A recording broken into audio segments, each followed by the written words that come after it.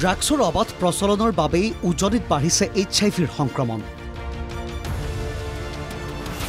মৰিয়নিৰ চাহ বাগিচা আৰু সীমান্ত এলেকাত HIVৰ কালৰূপ। ড্ৰাগছ ব্যৱসায়ীৰ টাৰ্গেট বিদ্যালয় মহাবিদ্যালয়ৰ শিক্ষাৰ্থী। ড্ৰাগছ আসক্ত কিশোৰীৰ শিহৰণকাৰী বৰ্ণনা। সমগ্ৰ ৰাজ্যত দিনক দিনে অবাধ হাৰত বৃদ্ধি পাইছে ড্ৰাগছ আসক্তৰ সংখ্যা। সমান্তৰালকৈ বৃদ্ধি পাইছে নিষিদ্ধ ড্ৰাগছৰ ৰমৰমীয়া বেহা। ড্ৰাগছৰ কৰাল গ্ৰাসত আবদ্ধ বহু যুৱক যুৱতীৰ জীৱন। উজনিত ভয়াৱহ হাৰত বৃদ্ধি পাইছে ড্ৰাগছৰ প্ৰচলন। মৰিয়নিৰ বহু কিশোৰ কিশোৰী ড্ৰাগছৰ গ্ৰাসত। সহজতে মৰিয়নিত উপলব্ধ এতিয়া নিষিদ্ধ ড্ৰাগছ। এয়া এগৰাকী ড্ৰাগছ আসক্ত কিশোৰীৰ ভাষ্য। শুনক কেনেদৰে ড্ৰাগছে গ্ৰাস কৰিছে মৰিয়নি। শুনক এই কিশোৰীৰ মুখেৰে। এবছৰমান হ'ল মোৰ লগৰ কিছুমানে কৈ থাকে খাবলৈ, তো সেইটো কাৰণে মোৰ এৰাটো নহয়। তো এতিয়া মই ৩-৪ মাহ হ'ল তাহাঁতৰ লগত লগ নাই কৰা, নাই খোৱা। এইবোৰ যোৰহাট চিনামৰা ইয়াতে পোৱা যায়। মৰিয়নিত আছে কিছুমান। এইটো তাহাঁতি য'ত ত'ত আহি পিনে দি থৈ যায় ন।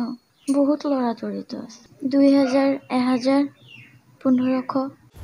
এনেদৰে এতিয়া মৰিয়নিৰ য'তে ত'তে অতি সহজতে ড্ৰাগছ যোগান ধৰিছে ড্ৰাগছ পেডলাৰে। প্ৰশাসনৰ নাকৰ তলেৰে চলিছে এই অবাধ কাৰ্যকলাপ। কিছুদিন পূৰ্বে যোৰহাট স্বাস্থ্য বিভাগৰ তৰফৰ পৰা আহিছিল এক ভয়ংকৰ তথ্য। যোৰহাটৰ শিশু নিৰীক্ষণ কেন্দ্ৰত থকা ৭৭টা শিশুৰ ১৩টি শিশুৰ দেহত ধৰা পৰিছে HIV। লগে লগে হুলস্থুল লাগিছিল স্বাস্থ্য বিভাগত। ইতিমধ্যে যোৰহাট মৰিয়নি অঞ্চলৰ চাহ বাগিচা আৰু অসম নাগালেণ্ড সীমান্তৱৰ্তী অঞ্চলত বৃদ্ধি পাইছে HIVৰ সংক্ৰমণ। বহু লোকৰ দেহত ধৰা পৰিছিল HIVৰ উপস্থিতি। চাহ বাগিচাত ভয়াৱহ হাৰত বৃদ্ধি HIVত আক্ৰান্তৰ সংখ্যা। ইয়াৰ একমাত্ৰ আৰু প্ৰধান কাৰণ হিচাপে মাৰাত্মক ড্ৰাগছ বুলি চিনাক্ত কৰিছে স্বাস্থ্য বিভাগে। এই ভয়ংকৰ তথ্য পোহৰলৈ অহাৰ পাছত চিন্তিত অভিভাৱক, সচেতন লোক। হয়, ড্ৰাগছৰ প্ৰচলন চলি আছে।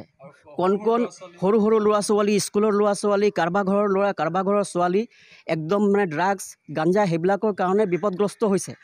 যাৰ কাৰণে ইয়াৰে ওচৰৰ মানুহখিনিয়ে সেইবিলাক যোগান ধৰি আছে। যাৰ কাৰণে মানুহৰ ঘৰৰ সোণ গহণৰ পৰা লৈ পেলাই চবে একদম ওলাই গৈ আছে। HIV ভাইৰেল হৈছে। গতিকে মানুহৰ কালি গলি পেলাই কি হ'ব? বিভিন্ন প্ৰলোভনেৰে কম বয়সীয়া কিশোৰ কিশোৰীক ড্ৰাগছ ব্যৱসায়ীয়ে আকৃষ্ট কৰে ড্ৰাগছৰ প্ৰতি। ইয়াৰ পাছতে ক্ৰমাৎ ধ্বংসৰ দিশলৈ গতি কৰিছে বহু কিশোৰ কিশোৰী। ক্ৰমাৎ এক ৰেকেট সৃষ্টি কৰিছে অসাধু ব্যৱসায়ীয়ে।